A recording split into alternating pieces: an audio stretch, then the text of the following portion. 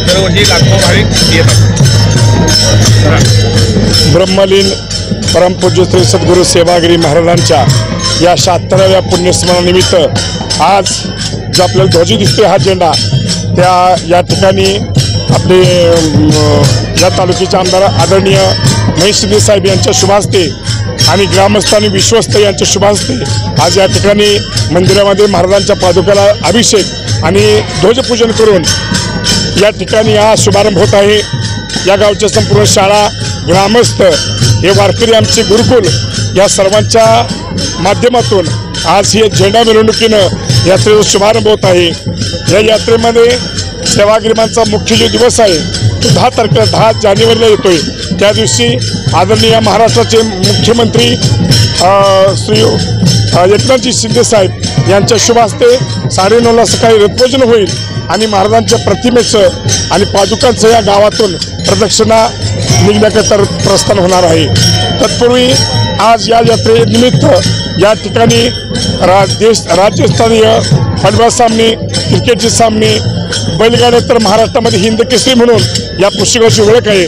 अशा भव्य प्रमाणामध्ये बैलगाडी शर्यती, कुस्तीचं महाराष्ट्रामध्ये असणारे आपले महाराष्ट्राचे केसरी झालेले आपले पैलवान मोठमोठे या ठिकाणी कुस्तीमध्ये येत असतात आणि या ठिकाणी कुस्तीचं फार मोठं मैदान भरवलं जात असतं। त्यानंतर महाराजांचा रथोत्सव असतो 10 तारखेला मुख्य दिवस आहे। त्यानंतर जनावरांची जंगी यात्रा म्हणून या यात्रेचं स्वरूप फार मोठं आहे। या ठिकाणी खिलार जनावरांची या ठिकाणी चांगली जोपासना शेतकऱ्यांनी करावी, कारण भारत हा शेतीप्रधान देश आहे। तो शेतीप्रधान देश असल्यामुळं आपली खिलार गाई जिवंत राहिली पाहिजे या दृष्टिकोनातून या पुष्यगावच्या यात्रेमध्ये जनावरांची जंगी यात्रा पुष्यगाव यात्रेला हेडिंग असतात मुख्यामध्ये ती यात्रा, त्यानंतर रथानंतर या ठिकाणी शुभारंभ होत असते। फार मोठी 1 लाख, 1.25 लाख या ठिकाणी गायी बैल येत असतात। या ठिकाणी लाखो रुपयाची, कोट्यावधी रुपयाची या ठिकाणी या यात्रेमध्ये उलाढाल होते। कृषी प्रदर्शन महाराष्ट्रामध्ये प्रसिद्ध असं या ठिकाणी कमीत कमी 30 ते 35 लाख लोक या 9-10 दिवसामध्ये येऊन जात असतात। नुसत्या रथामध्ये रथा दिवशी कमीत कमी 15 ते 16 लाख लोक या ठिकाणी रथाचं दर्शन घेत असतात. त्यानंतर सकाळी महाराजांची वारी म्हणून अमावस्या असते. असं याप्रमाणे या ठिकाणी हा 11 दिवसाचा उत्सव या ठिकाणी आज शुभारंभ होत आहे. त्यातला आजचा झेंडा मिरवणुकीने हा प्रारंभ झालेला आहे. रथोत्सवानिमित्त आज यात्रेचा शुभारंभ झालेला आहे. झेंडा मिरवणुकीनं सलग 11 दिवस या ठिकाणी मोठ्या प्रमाणात यात्रा आयोजित केली आहे. यावर्षी रथोत्सवासाठी महाराष्ट्राचे मुख्यमंत्री एकनाथ शिंदे साहेब येणार आहेत. त्याचबरोबर महाराष्ट्राचे महसूल मंत्री विखे पाटील साहेब, पालकमंत्री शंभूराज देसाई, आमदार महेश शिंदे साहेब, खासदार उदयनराजे भोसले व सर्व मान्यवर या ठिकाणी मोठ्या प्रमाणात उपस्थित राहणार आहेत. तरी सर्व भाविकांनी या ठिकाणी रथोत्सवासाठी यावाची विनंती करतो.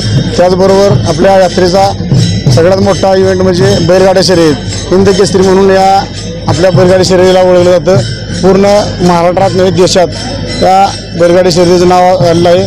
त्याचबरोबर आजपासून व्हॉलीबॉलच्या नॅशनल लेवलच्या स्पर्धा या ठिकाणी आयोजित केलेत. परराज्यातील पंजाब, उत्तर प्रदेश, परत हरियाणा, दिल्ली या ठिकाणी संघ आलेले आहेत. त्याचबरोबर दुसऱ्या दिवशी 9 तारखेला कुस्त्याचं मोठ्या प्रमाणात या ठिकाणी मैदान असते. पंजाब आणि हरियाणा आणि कर्नाटक या ठिकाणून मोठ्या प्रमाणात मल्ल येणार आहेत. त्याचबरोबर आपले बैल बाजार जो जनावरांचा आहे तो या ठिकाणी मोठ्या प्रमाणात यावर्षी आयोजित केला आहे. तो बी मोठ्या प्रमाणात साजरा होणार आहे. तरी मी सर्व भाविकांना आणि भक्तांना विनंती करतो की यावर्षी सावगिरी रथोत्सवासाठी आपण यावाची विनंती करतो.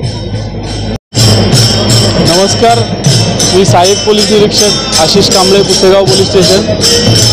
आजपासून पुसेगाव पोलीस स्टेशन हद्दीमध्ये सेवागिरी यात्रा सुरू होत आहे आणि आज या ठिकाणी पहिला दिवस असून पूर्ण ठिकाणी आपल्या जिल्ह्यातून आपल्याला माननीय पोलीस अधीक्षक साहेबांनी बंदोबस्त दिलेला आहे. त्या बंदोबस्ताचं योग्य प्रकारे नियोजन करण्यात आलेलं आहे. या ठिकाणी पोलीस सर्व ठिकाणी तैनात असून रोड डायव्हर्जन करण्यात आलेलं आहे. विसापूर फाटा, सातारावरून येणारी वाहनं विसापूर फाटामार्गे डायव्हर्जन केली जातील. त्याचप्रमाणे पॅरलल नेर फाटा आणि आपल्याला कडगुण मार्गेसुद्धा आपल्याला डायव्हर्जन देण्यात आलेलं आहे. त्यामुळे या ठिकाणी रथाच्या दिवशी, मुख्य दिवशी आपल्याला गाडी 4 व्हीलर आत आणता येणार नाही. या ठिकाणी 200 मीटर परिसरात नो पार्किंग झोन केलेला आहे आणि साध्या वेशातील पोलीससुद्धा आपण ह्या ठिकाणी तैनात केलेले आहे, जेणेकरून या ठिकाणी पाकिटमार, मोबाईल चोरी, इतर कोणत्याही प्रकारची चोरी होणार नाही यासाठी आम्ही सज्ज आहोत.